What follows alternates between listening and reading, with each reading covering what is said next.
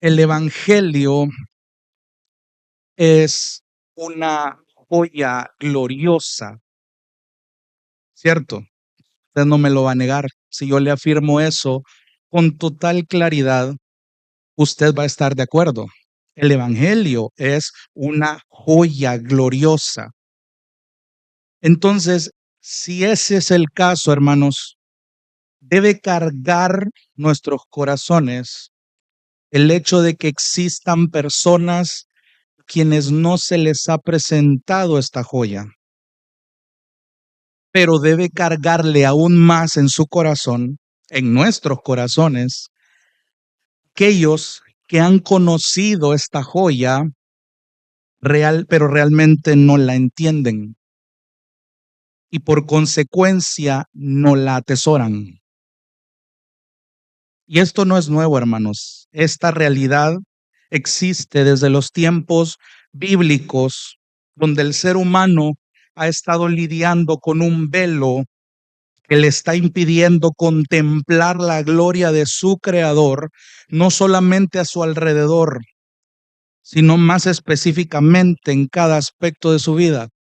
Si usted analiza el mundo allá afuera, usted ve gente velada, gente cegada, están tan encerrados en ellos mismos, están promoviendo un discurso de independencia, de autonomía, de autosuficiencia, como lo vimos la semana pasada. Pero cuando nosotros conocemos el Evangelio o el ser humano conoce el Evangelio, todas estas ideas deben ser cambiadas, transformadas. Lo que antes era una independencia, ahora se vuelve una dependencia. Lo que antes era una autosuficiencia, hoy es una suficiencia no en esta persona, sino en su Salvador. Hay un cambio completo y es precisamente con lo que Pablo va a empezar a lidiar en este texto que acabamos de leer. Y quiero que note cómo en esta porción Dios nos detalla la gloria de su nuevo pacto con el fin que valoremos su evangelio. Dios nos detalla la gloria de su nuevo pacto con el fin de que valoremos su evangelio. Y esta gloria la vamos a estudiar a través de tres menciones que ya voy a decir a continuación, solo para ponerlo en contexto rapidito. Pablo otra vez en este argumento al defender su ministerio y a sus colaboradores también, está mencionándole a los creyentes en Corinto que es gracias a Cristo que ellos son capaces, que ellos son competentes, que ellos son adecuados para la tarea del ministerio que les fue asignado. Y más específicamente como ministros, como servidores del nuevo pacto, un pacto que no ha sido escrito en tablas de piedra, sino en los corazones, un pacto no de la letra, sino del espíritu. Ya vimos qué significaba eso. Pero básicamente Pablo empieza a adentrarse en este nuevo pacto y a comparar las diferencias entre el antiguo pacto de la ley y el nuevo pacto, donde gracias a la obra de Cristo, su espíritu escribe su ley en nuestros corazones y nos capacita para cumplirla. Es pues bajo esta idea que Pablo va a continuar haciendo la misma comparación en la sección que vamos a estudiar en esta ocasión. Entonces le mencionaba que Dios nos detalla en este pasaje la gloria de su nuevo pacto con el fin de que valoremos su evangelio. Y quiero comenzar a ver esta gloria a través de tres menciones. Mención número uno, la mención de la esperanza. La mención de la esperanza. Lea ahí versículo 12. Es claro, es conciso, es breve. Dice acá, teniendo por tanto tal esperanza, hablamos con mucha franqueza. Y quiero que note algo, porque una vez más, Pablo está hablando en plural. Cuando dice hablamos, le estoy insistiendo y le he estado insistiendo en esta idea todos estos sermones para que usted note que el apóstol no solo está pensando en él mismo. Ahora en el versículo 12, sí hay dos palabras que quiero que llame su atención. La palabra esperanza y la palabra franqueza. Primero, esperanza, ¿a qué se refiere? ¿Cuál es esa esperanza de la que el apóstol y sus colaboradores hablan con mucha franqueza? Bueno, a todo lo anterior dicho referente al nuevo pacto. Quiero hacer un breve repaso de la semana pasada. De los versículos del 7 al 11, Pablo ha mencionado que su esperanza, vimos este contraste entre el antiguo pacto y el nuevo pacto, vimos que al antiguo le está diciendo de 4 maneras diferentes. Entre el 7 y el 11, si usted nota ahí, le dice ministerio de muerte, le dice ministerio de condenación, le dice algo que tenía gloria y le dice lo que se desvanece. En contraste con el nuevo pacto que lo llama el ministerio del Espíritu, lo llama el ministerio de justicia, lo llama la gloria que sobrepasa y lo llama lo que permanece. Entonces, para ser más específico, se lo digo de otra manera. Pablo, al decir que tiene tal esperanza, él está diciendo ya en el versículo 12 que todo lo anterior, es decir, su esperanza está en que el ministerio del Espíritu tiene mayor gloria que el ministerio de la muerte, que fue grabado con letras en piedra. Que su esperanza está en que el ministerio de justicia abunda más en gloria que el ministerio de condenación. Que su esperanza estaba en que hay una gloria que sobrepasa a lo que antes tuvo gloria. Y tenía esperanza en lo que permanece en lugar de lo que se desvanece. Todo esto que le acabo de mencionar es esta clara referencia al nuevo pacto. Entonces, dicho en otras palabras, es como que Pablo estuviera diciendo, esta es la esperanza que tanto mis colaboradores y yo tenemos. Y por tal razón, hablamos con mucha franqueza. La Reina Valera dice, usamos de mucha franqueza. Lo que nos lleva a la siguiente palabra, es franqueza. Y aquí quiero que note algo bien interesante, porque franqueza del idioma original también se traduce como confianza, pero suena un poco redundante que Pablo esté diciendo, tengo esperanza y hablo con confianza. De hecho, la palabra esperanza y franqueza en el griego se pueden traducir como confianza de acuerdo al contexto, pero suena redundante decir que yo tengo confianza y hablo con confianza. Pero préstele atención porque Pablo usa las palabras, evidentemente inspirado por el Espíritu Santo, con una sola intención. Pablo está diciendo que la palabra franqueza, que también se traduce como confianza, no es cualquier confianza. La clase de confianza a la que se refiere es la idea de mostrarse abiertamente. Présteme atención y grábese bien ese concepto porque va a servir para los siguientes estudios que vamos a tener. Esta confianza da la idea de mostrarse abiertamente, de exponerse públicamente con una libertad de espíritu. La franqueza a mí me está hablando de esta cualidad que me permite pararme delante del ojo público con total transparencia y una conciencia limpia. Lo voy a repetir. La franqueza me habla de esta cualidad que me permite pararme delante del ojo público con total transparencia y una conciencia limpia. Y note cómo Pablo lo está diciendo, teniendo por tanto, después de haber dicho todo lo anterior en los versículos anteriores, tal esperanza hablamos mis colaboradores y yo con mucha franqueza, no solo con franqueza, con mucha franqueza. O sea, era tan marcado el consuelo que Pablo tenía respecto a la esperanza del nuevo pacto que él se paró con valor, con una conciencia limpia. Como resultado, ¿sabe de qué? De la esperanza que tanto él como sus compañeros en el ministerio tuvieron.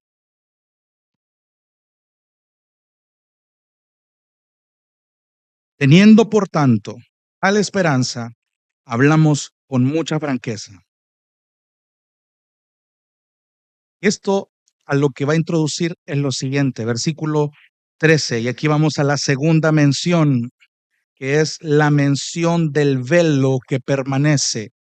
La mención del velo que permanece. Versículo 14, perdón, versículo 13.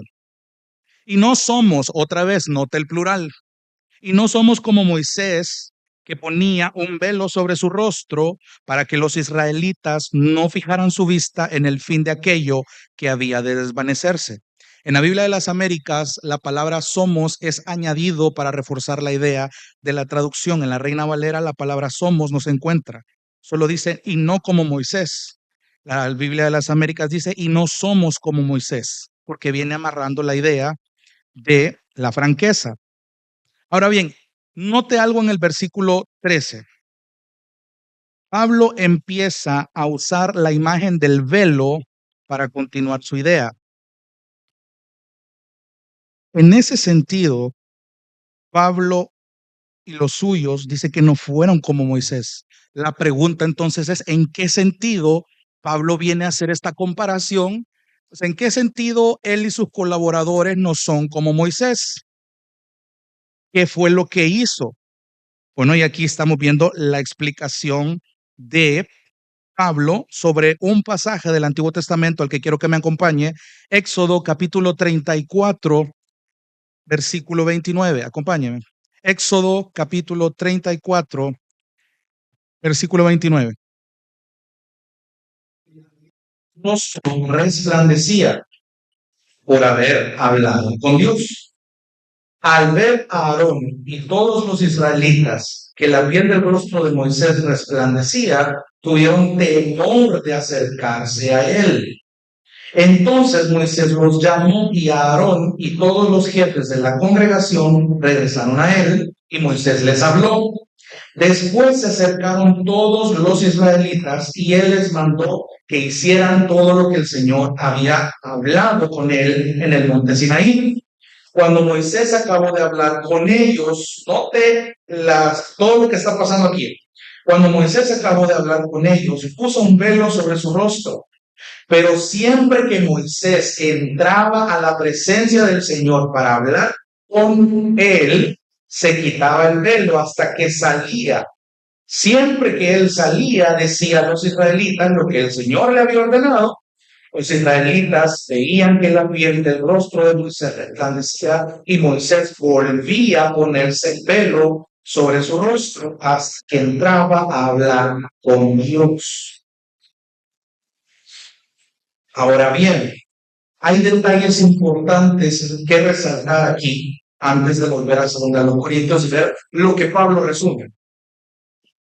Es interesante notar en primer lugar que el hecho de que Moisés cubriera su rostro con un velo, y esto evidentemente le impedía al pueblo contemplar una gloria que dice que aquí le causó temor, que les causó miedo, porque era una evidencia más de que Dios estaba involucrado con ellos.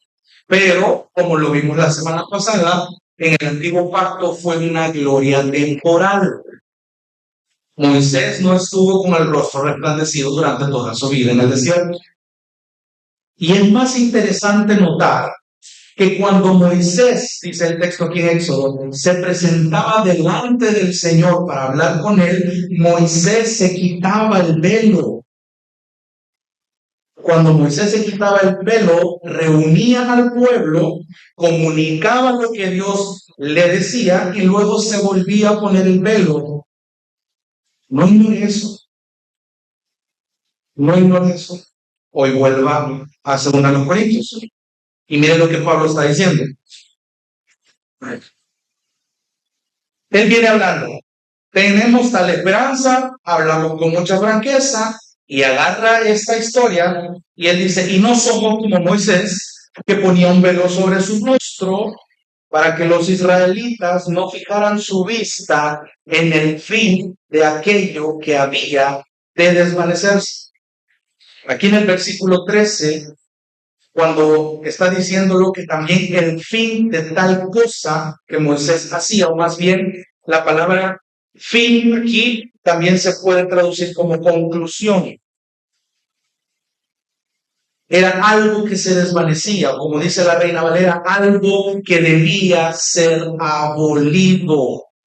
Cuando usted en la Biblia de las Américas lee que los israelitas no fijaran su vista en el fin, en la conclusión de aquello que había de desvanecerse. Piensa un momento en los israelitas en el desierto. Ellos sabían que habían pecado delante del Señor. Sabían que el que contemplaba la gloria de Dios se arriesgaba a morir. Por tanto, su reacción al ver con temor el rostro de Moisés era la esperada. Sabían que Dios era un Dios santo, que demandaba santidad de su pueblo. Y aquí me atrevo a pensar que los israelitas pensaron que ver el rostro de Moisés de tal forma era una señal de juicio o un castigo que les esperaba. Era algo glorioso, porque no es normal que un ser humano como Moisés, como cualquiera de nosotros, luego de conversar con Dios cara a cara, bajara con un semblante diferente a tal punto que diera miedo. O sea, usted ve en las películas de Hollywood que, por ejemplo, los ángeles, y a veces hacen mucha broma de eso, cuando los ángeles se presentan y le dicen no tengas miedo, no temas, lo hacen ver como algo sagrado, sublime, pero algo hasta cierto punto humanizado por el que debemos asombrarnos de forma romántica. Pero casi las veces que la Biblia nos describe la aparición de seres celestiales o aspectos sobrenaturales como resultado de encuentro con Dios, la reacción es muy diferente. ¿Cuál fue la reacción de los pastores cuando Jesús nace y ven a una multitud de ángeles? Dice que se cogieron de temor. O sea, la palabra ahí es tan profunda, es un miedo que hasta te daña la salud en el momento.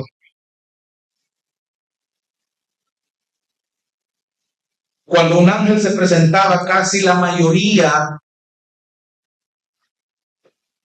se ponían pálidos en sus.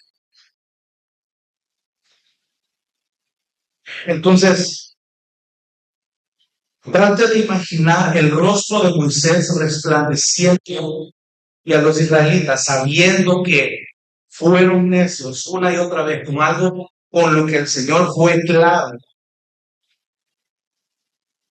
que podían pensar. Le pongo un ejemplo muy común. Cuando usted recuerda su infancia y usted hacía algo que su mamá le dijo que no tenía que hacer y le lanzó la famosa mirada matadora o le pronunció las palabras en la casa, resolvernos. Oh, usted se sobrecogía de miedo, ¿verdad? Era un temor que ya le incomodaba todo el día y hasta que lloviera el juicio al llegar a la casa. Entonces era algo que definitivamente, lejos de contemplar la gloria de ese antiguo pacto, representaba un temor dentro de los israelitas. Y aquí me parece muy acertado la observación que hace un comentarista al respecto, y cito: cuando el Señor les habló a los israelitas, ya sea de forma directa desde el monte Sinaí o indirectamente por medio de Moisés, Dios revelaba su gloria. Por eso, dice este comentarista, la gloria de Dios y su palabra siempre van juntas. No ignore eso. El hecho de que Dios hable, Dios comparta, proclame, declare su revelación, su voluntad, conlleva gloria. El hecho de que en este momento la palabra de Dios se está exponiendo, eso conlleva una gloria.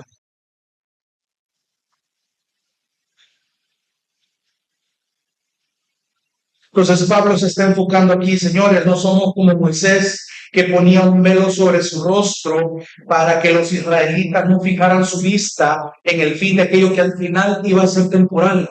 Y no de eso. ¿Se acuerda de lo que dije con la palabra franqueza? No te ha ido el contraste. Pablo está diciendo, nosotros nos podemos parar a ojo público y no estamos escondiendo nada, estamos con los rostros descubiertos delante de ustedes. A comparación de Moisés, que tenía el rostro cubierto. Entonces, por ahí va a empezar Pablo a dar otro tipo de detalles. Versículo 14.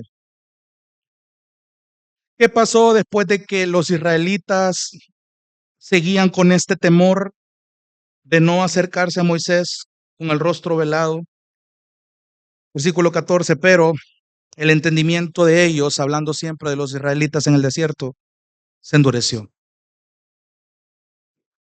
Porque hasta el día de hoy, subraya esa frase, porque en esta porción, esa expresión se va a mencionar 2 veces. Regla básica para interpretar la escritura. Si la Biblia está repitiendo más de una vez una misma expresión, una misma frase, la Biblia está queriéndole decir, esto es importante. Hasta el día de hoy, dice, en la lectura del antiguo pacto, el mismo velo permanece sin alzarse. Vamos a llegar hasta ahí. En consecuencia a una gloria que se desvaneció, el entendimiento de los israelitas quedó endurecido. Cuando se ha ido la luz en la casa, hermano, por mucho tiempo y es de noche, y se va la luz y todo el mundo lo anuncia, y usted ha estado por más de 1 hora, 2 horas a oscuras, mucho tiempo, y de repente la energía eléctrica vuelve y las luces se encienden, ¿cuál es la reacción? Nos achinamos, nos ofusca, nos ofende. Hay una reacción, esta suele ser brusca, nos irrita un poco, incomoda y muy involuntariamente buscamos apartarnos.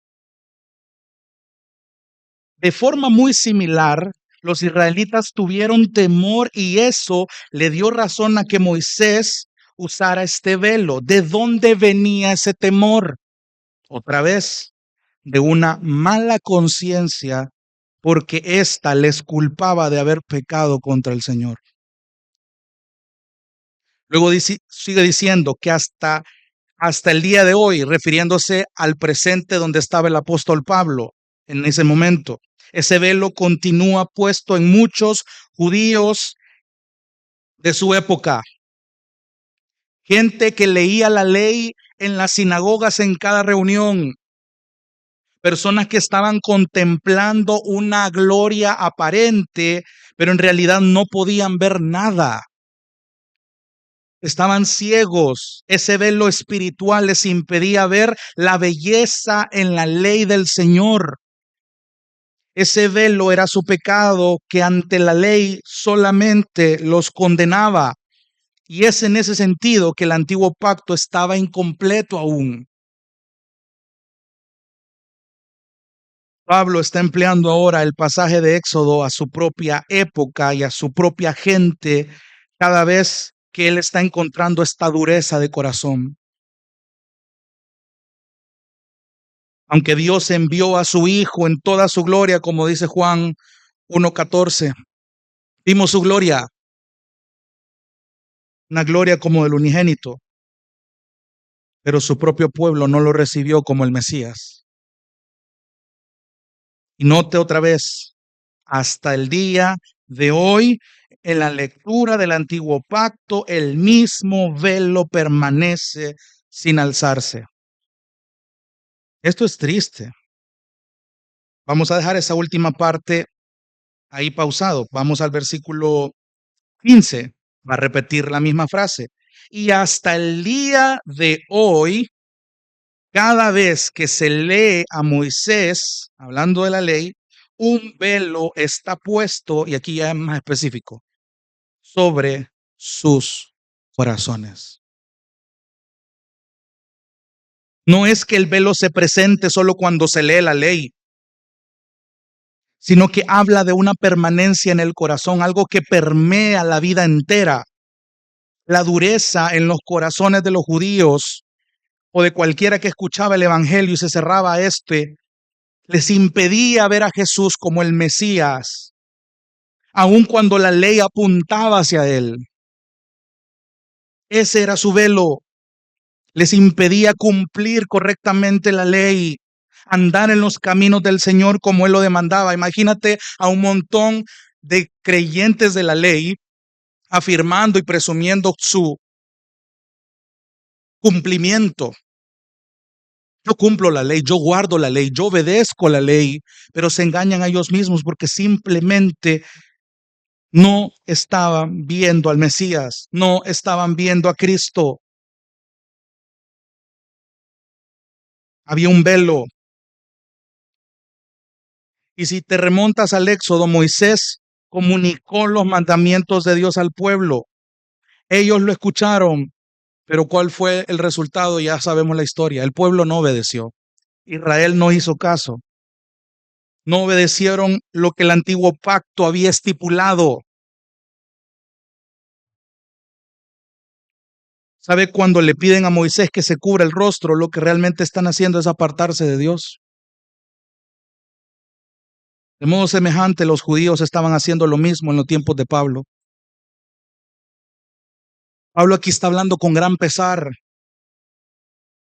Él está hablando de la esperanza que los hace permanecer y presentarse públicamente sin nada que esconder, a comparación de, si usted recuerda el contexto, los impostores que estaban cuestionando el testimonio y el ministerio de Pablo y de los suyos. Pablo está diciendo, yo no tengo nada que esconder. Puedo tener el valor de pararme aquí, no por mí, sino por la obra de Cristo en el nuevo pacto. Y es ahí donde Pablo empieza a decir, señores, no somos como Moisés, no necesitamos cubrirnos.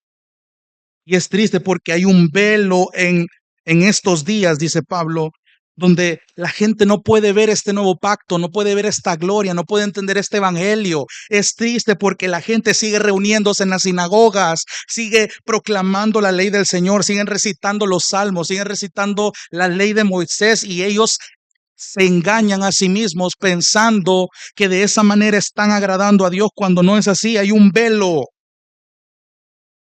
hay un velo. Hoy sí vuelvo al versículo 14.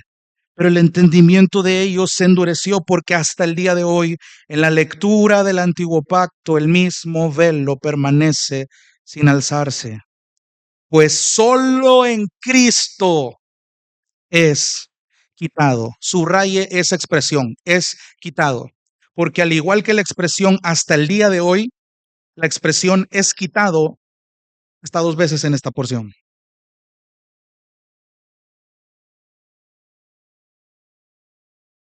Y un poco de gramática en esta expresión, es quitado, está en voz pasiva.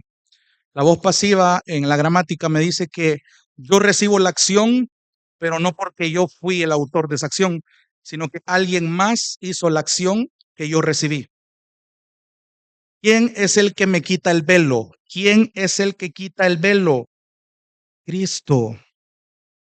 Solo en Cristo es quitado. Hay tanto que decir aquí por cuestiones de tiempo, pero quiero enfatizar algo interesante. Versículo 15.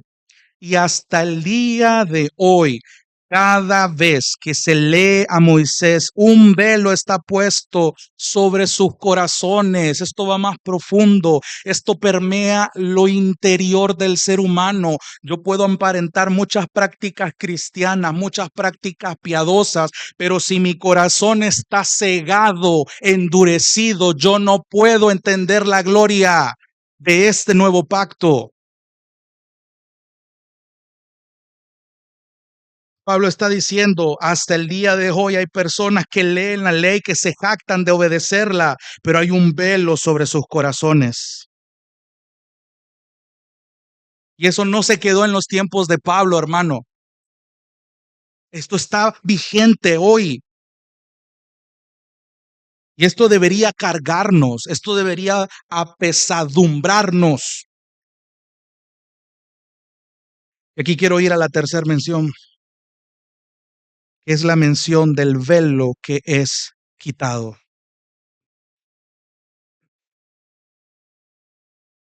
Versículo 16 es breve, precioso, directo, pero a pesar de esta realidad, donde hay corazones duros, donde hay velos en los corazones, hay otra realidad también. Ese pero conlleva un contraste poderoso. Pero, versículo 16, cuando alguien se vuelve al Señor, el velo es quitado. Y esto, hermano, este simple versículo tiene una verdad tan hermosa y tan poderosa.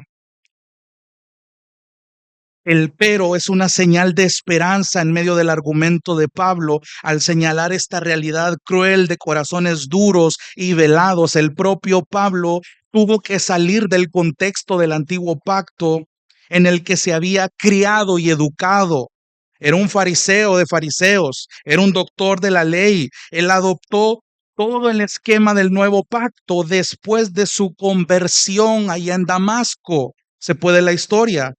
Cristo en ese sentido le quitó el velo a Pablo al abrirle sus ojos espirituales y irónicamente le quitó la visión. Pero mire cómo hace las cosas del Señor. Al mismo tiempo, Pablo fue enviado a predicar el evangelio una vez que él entiende esta gloria que aparentemente se le había velado a su corazón. Y Dios le envía a predicar el evangelio y a abrir los ojos de todos sus contemporáneos, tanto judíos como gentiles. Y ya vemos más específicamente que fue a los gentiles. Quiero que vayas viendo cómo Pablo está llevando toda esta perspectiva del nuevo pacto de tal manera que expone dos realidades muy fuertes. Hay corazones duros, hay corazones que rechazan el evangelio, hay corazones que están velados. Y ojo, una cosa es que hayan inconversos que tengan este velo en sus corazones, pero es triste ver aparentes cristianos en las iglesias que tienen este mismo velo. No me quiero adelantar, pero hay algo que es importante decir, pero hay una realidad preciosa que sigue pasando. Hay gente volviendo al Señor y aquí quiero enfatizar esto, este pacto, hermanos, que Dios hizo con su pueblo allá en Israel permanece básicamente igual. ¿Sabe por qué? Porque el Dios de Israel es el mismo Dios que se revela en Cristo.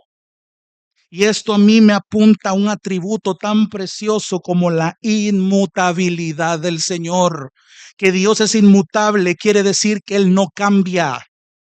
Él sigue siendo el mismo de ayer, de hoy y para siempre. El antiguo pacto se diferencia del nuevo en cuanto a la obra redentora de Dios en Cristo. Como dije la semana pasada, Dios planeó siempre una comunión con su pueblo. Pero ¿cuál era el detalle? ¿Cuál era el problema? En que había un pueblo contaminado, velado, endurecido por el pecado.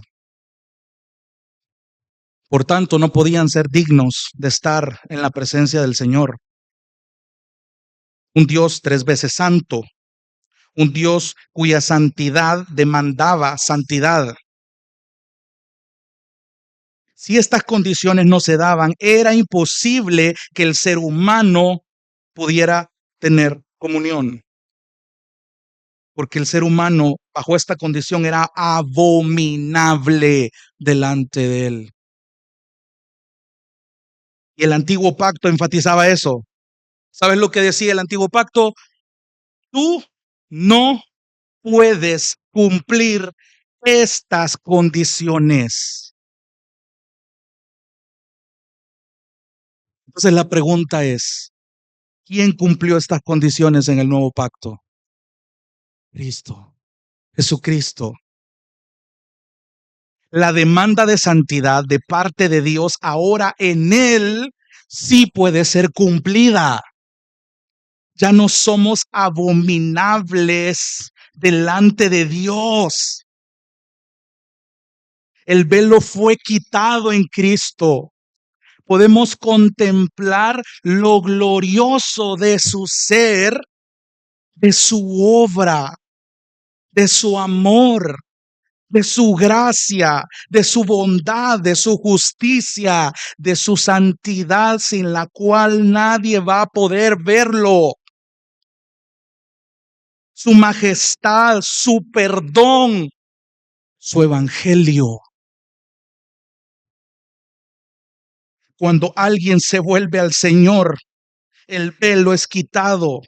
Esta expresión se vuelve, también se traduce como se convierte. Así lo traduce la Reina Valera. Y esta expresión es poderoso, hermano, porque implica una acción de arrepentimiento genuino, un cambio de dirección, un cambio de creencia y de conducta. Quien quita el velo es Cristo.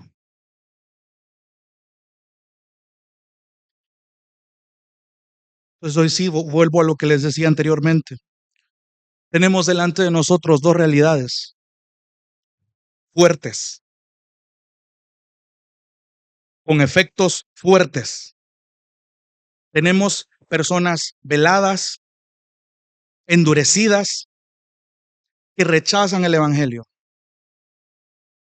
Pero es más difícil contemplar cristianos dentro de las iglesias, velados, endurecidos,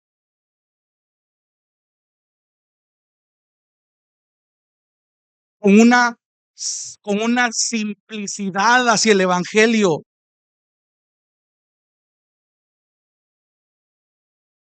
Lo decía al inicio. Tú me dices amén si yo te digo que el Evangelio es una joya, amén. Padre, pero ¿cuál es el problema? Que todo lo que yo te acabo de exponer en lo que va de este tiempo, a veces ni siquiera lo meditamos. Tú me puedes decir qué es el Evangelio, tú me puedes contestar, son las buenas nuevas. Pero ¿qué implica todo eso? Yo te pregunto qué es el Evangelio, tú me puedes decir las malas noticias, las buenas noticias. Hay tantas maneras de retratar el Evangelio, pero hay algo en su esencia que muchas veces se nos olvida. Y es contemplar la gloria de este nuevo pacto, de ver todo lo que hemos ganado en Cristo. Hermano, yo podría venir acá a exponerte principios de finanzas, principios de relaciones, principios de soltería, tal vez de matrimonio, principios de cualquier cosa terrenal que no estaría mal, no te estaría edificando, pero esto es vital, esto es importante. La base de la iglesia es el evangelio. El evangelio nos está hablando de quién es nuestra cabeza. Y si no sabemos ni contemplamos quién es nuestra cabeza, ¿en quién nos vamos a sostener en la aflicción? ¿Cómo pretendemos evangelizar a alguien más cuando ni siquiera podemos saber lo que nosotros hemos obtenido?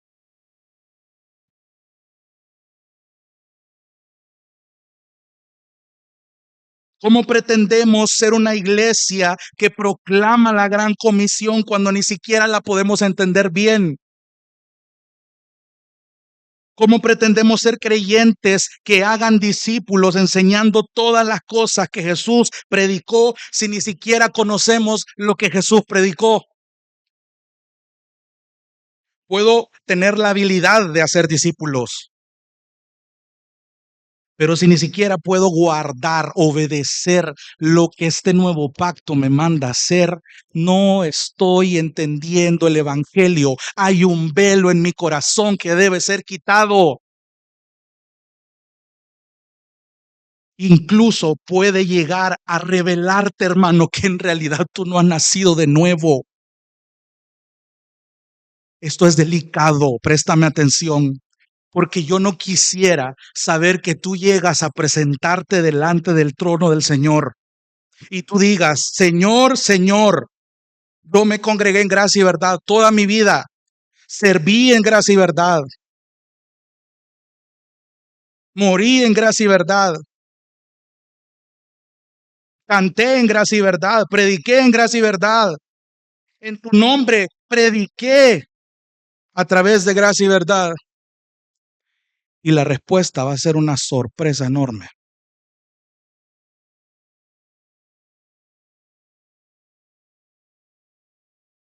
Ya no quiero asumir cada vez que me levanto acá a que ustedes entienden el Evangelio. Esto es necesario recordarlo.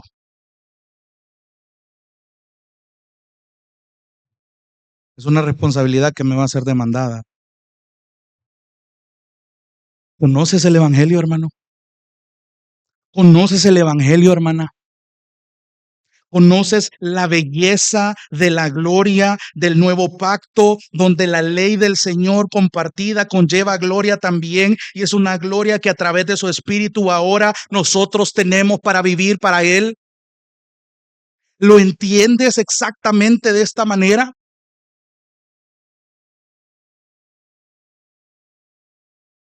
Porque hay un montón de cristianos diciendo el Evangelio es Cristo Jesús. Venga Cristo, venga Cristo, pero no pasan de ese discurso, no hay una profundidad, no pasan de la punta del iceberg. Me ofrecen la entrada de un banquete que nunca voy a probar. Así está la iglesia hoy. Estamos prometiendo un banquete y solamente damos entradas. Y esas entradas no satisfacen al pueblo, no pueden sustentar al pueblo y por eso hay tantos creyentes velados. ¿En qué momento, y examínate bien, hermano, en qué momento muchas veces nuestro corazón se vuelve apático al evangelio, endurecido al evangelio? Ya no te conmueve ver que la gente sigue viniendo a Cristo y el velo les es quitado. Yo cuando estaba estudiando esto anoche estaba quebrantadísimo, hermano.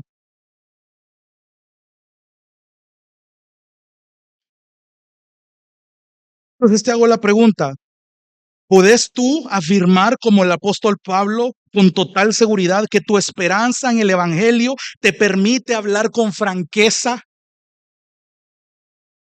¿Te podés parar delante de la gente bajo el ojo público y decir, yo no tengo nada que temer? Tengo esta transparencia delante del Señor. El evangelio me ha quitado el velo. Miren lo que Cristo ha hecho en mí. ¿Tienes el valor de decir eso delante de la gente, delante de tu familia? No te estoy pidiendo que vayas a una plaza pública. Hazlo con tu familia para empezar. Esa es una trinchera de la que todos adolecemos. ¿Tienes el valor de pararte bajo la esperanza del evangelio una vez que lo entiendes de verdad? ¿Te consuela este evangelio? ¿Es suficiente para ti cuando te angustias? Porque muchas veces pareciera que no. ¿Te consuela realmente el evangelio? ¿Profundizas en el evangelio de tal manera que podemos presentarnos transparentes? Hermano, cuando el Señor le habló a su pueblo en el desierto, Él mostraba su gloria, ya lo vimos. Me encanta esto, que la gloria de Dios y su palabra siempre van juntas. ¿Se acuerda lo que cantamos en Muestra a Cristo? Revela tu gloria. Pero ¿dónde está esa gloria? A través de tu verdad. Y cuando eso pasa, todos confesarán quién es el Señor. ¿Te das cuenta cómo cuando entiendes el Evangelio esto cambia?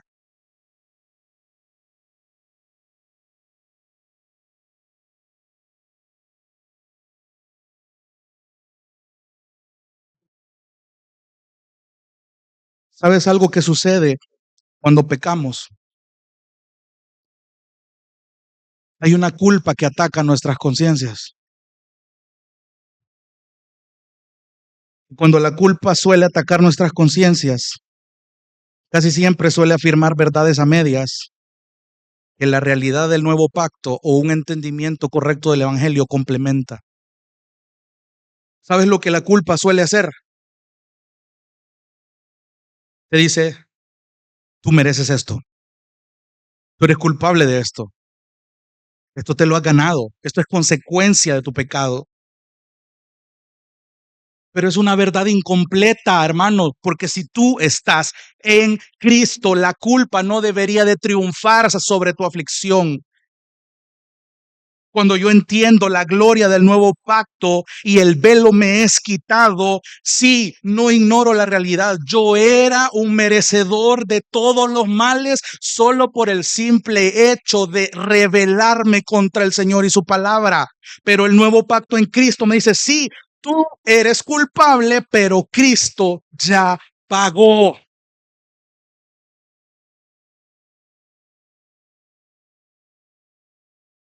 Te ofendieron, te traicionaron, te cuesta perdonar, tu conciencia te ataca, te hace sentir culpable, te hace sentir menos, te hace sentir tantas cosas que te quieren desviar de la gloria de este evangelio.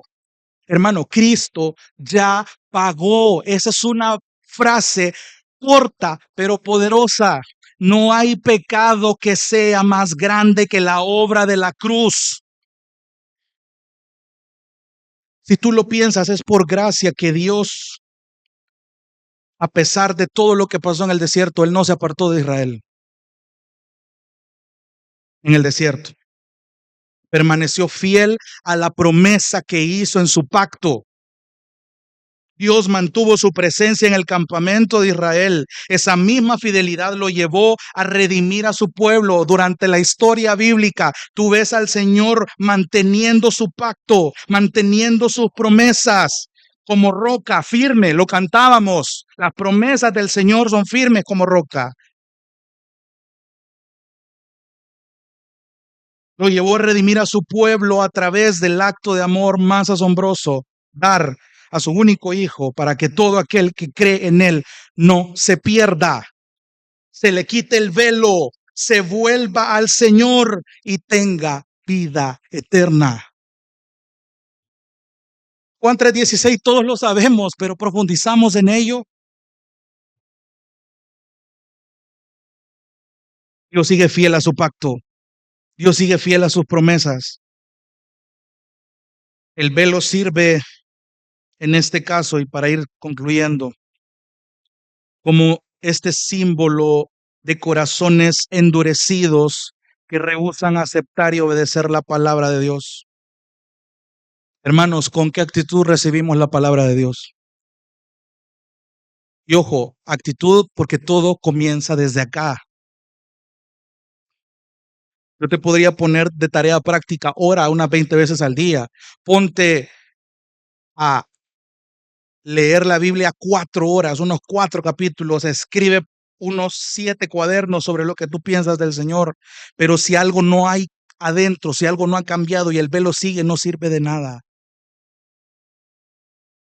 Ni los mejores devocionales funcionan si no hay un cambio de corazón, si el velo del corazón no es quitado. No sirve. ¿Con qué actitud recibís la palabra de Dios, hermano, hermana? ¿Orás para que la revelación gloriosa del Señor a través de su testimonio pueda penetrar tu corazón hasta discernir todo lo que hay en ti?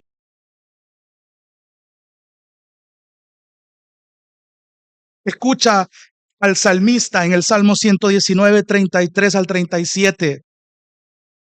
Enséñame, oh Señor, el camino de tus estatutos y lo guardaré hasta el fin.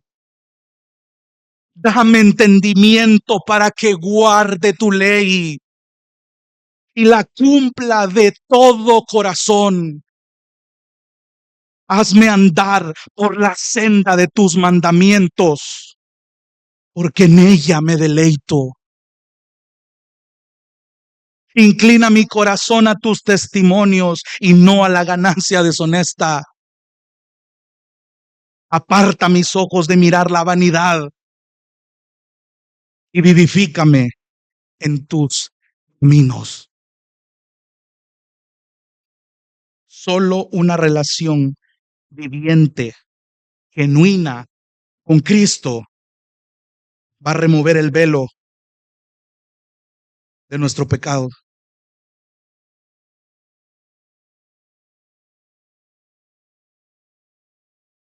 El velo se quita, es puesto a un lado cuando la gloria de este nuevo pacto, la gloria de este evangelio ilumina los corazones y las mentes del pueblo de Cristo. Cuando rechazamos a Cristo, su ley, cuando nos rehusamos a obedecerla, estamos causando que el velo permanezca en su lugar y va a exhibirnos como pecadores endurecidos, al igual que pasó con los israelitas en el desierto. Entonces, hermano,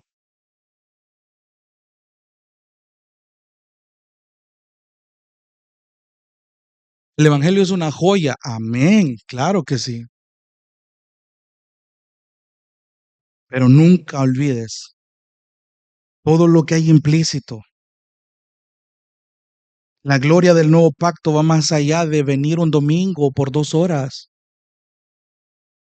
La gloria del nuevo pacto va más allá que reunirte en algún discipulado, que escuchar sermones en línea, que tener tus devocionales. Hay algo más precioso. Mira todo lo que Dios ha logrado en Cristo por su voluntad.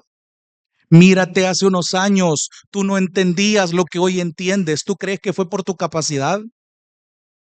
Lo que el Señor te ha permitido entender de sí mismo en lo que Él ha revelado no ha sido porque tú fuiste más inteligente por tu cuenta. Ha sido porque su gracia y su Espíritu Santo han alumbrado tu entendimiento para entender las maravillas de su ley. ¿Cómo es tu respuesta ante tal realidad entonces? Regocíjate porque ahora entiendes algo tan maravilloso que antes no entendías. Alégrate porque estas verdades no solamente son papel impreso, como lo dije en otro sermón, sino que es una realidad donde esto afecta nuestra vida cotidiana, nuestra conducta, porque empieza de adentro hacia afuera. Y eso nos va a evitar ser creyentes velados, endurecidos, que no logran apreciar la verdad del Evangelio. Entonces, este nuevo pacto cobra sentido. Entonces podemos decir como Pablo y regocijarnos que cuando alguien se vuelve al Señor, el velo es quitado. No ignoramos la realidad de que hay muchos entendimientos endurecidos, muchos corazones velados, que así como en los tiempos de Israel, como en los tiempos de Pablo, hay un velo que está puesto. Nosotros confiamos en alguien que puede quitarlo. Si Cristo quitó tu velo y el mío, regocijémonos en esa verdad, pero no como un simple memorial, sino que esa verdad de que el velo fue quitado un día sigue teniendo un efecto. No puedes quedar estancado cuando la vid y los pámpanos están unidos, los pámpanos están en la vid, fructifican. Tu velo fue quitado por un propósito. Tienes que fructificar. Ahora hay una nueva libertad en Cristo, que eso vamos a hablar la otra semana, primero Dios. Pero el punto que quiero llegar, hermanos, es que esta gloria del nuevo pacto debe permitirte valorar el Evangelio. Podemos caer en el error de que el Evangelio o repartir tratados como hacen unos es solamente para los incrédulos. Hermano, ese es el peor error que puedes cometer. El Evangelio es para los creyentes también. El Evangelio necesita ser predicado a los incrédulos, pero eso no quita que el creyente debe nutrirse de este Evangelio, debe modelar este Evangelio. Es como si tiene sentido, pero eso no puede ser entendido plenamente si el velo no es quitado.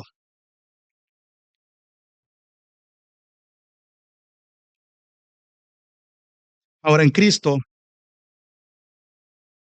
cuidémonos de no tener velos que nos hagan retroceder. El velo del orgullo, el velo de la idolatría,